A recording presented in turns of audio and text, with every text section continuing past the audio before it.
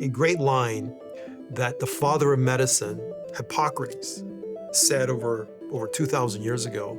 And he said that all diseases begin in the gut. Now we are understanding what Hippocrates meant because we have enough evidence to show that actually all health begins in the gut.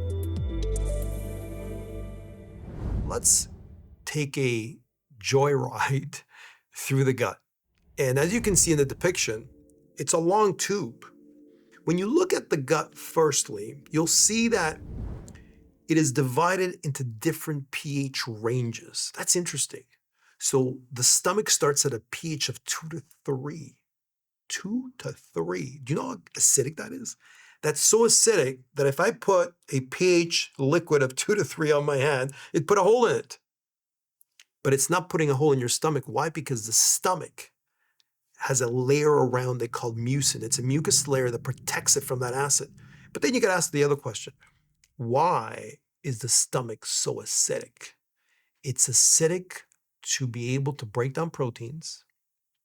It's acidic to be able to destroy microorganisms.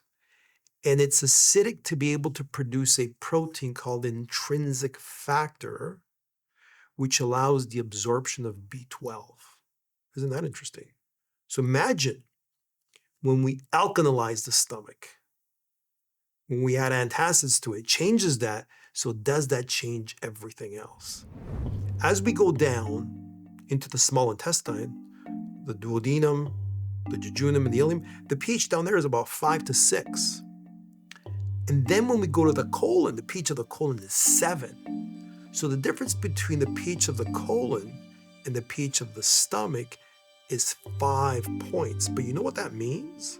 Because pH is logarithmic, that means that the stomach is 100,000 times more acidic than the colon. That's remarkable. And when we look at these pH ranges, there's something else that comes to play. That the more alkaline the environment, the more bacteria. So in the stomach, we have little to no bacteria. In the colon, we have tremendous amounts of bacteria because that's what they like to be in, a pH around 7. So we eat food, we have our lunch, and so what happens? The food goes into your stomach. What happens in the stomach? Acid is secreted. pH of what? pH 2 to 3. Then after about 45 minutes to an hour, that food bolus is going to move into the duodenum, the first part of your small intestine. And there, surprisingly, enzymes from your pancreas are secreted. They're shot into the stomach. These are proteases. Guess what they break down? Protein. Amylases. Guess what they break down? Carbohydrates. And lipase. Guess what they break down? Lipids, fats. They mix in, breaking down those particles of foods.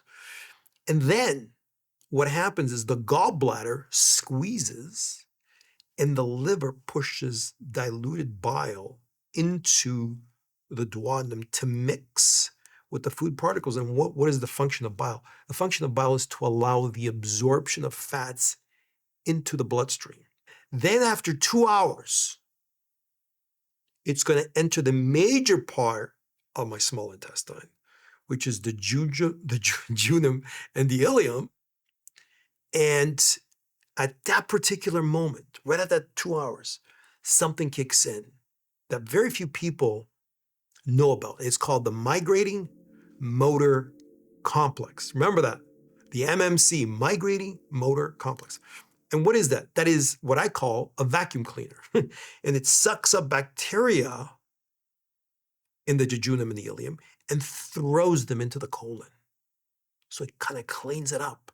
Now food enters the major part of my small intestine. The digestive processes continue. Nutrients are absorbed into the bloodstream. And this goes on for about 3 to 4 hours. At the end of the 3 to 4 hours, what's left is a liquid soup, a soup.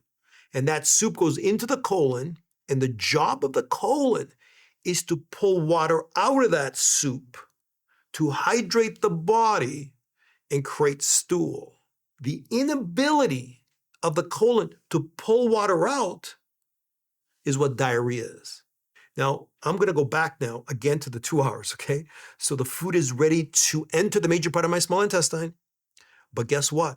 The vacuum cleaner, the migrating motor complex is not working for whatever reason. Maybe because you ate again. Because if you eat, it shuts it down. So the vacuum cleaner isn't working. So what happens? Bacteria remain in the major part of my small intestine. Food enters, and what are the bacteria going to do when they see the food? They're going to start eating it. And they're going to love the carbohydrates. And so what happens when they start eating it? They produce gases. What gases? Methane and hydrogen. So what happens? You're going to start bloating. You're going to feel the bloating.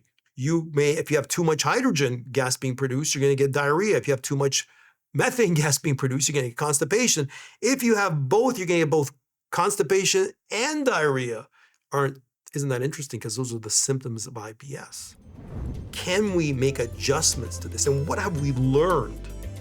Well, 25, 30 years ago, we're telling everybody to eat every 2 hours. But now we're saying, hey, you need a break between meals, because if you eat every 2 hours, you're going to shut down the migrating motor complex. You're going to shut down the vacuum cleaner. So you need not to eat every 2 hours. You need to give yourself breaks in between meals for this process of digestion to occur naturally and properly. The foundational principles of a father of medicine who said that all diseases begin in the gut. By improving gastrointestinal metabolism and physiology, we are going to create a healthy gut, which creates a healthy body.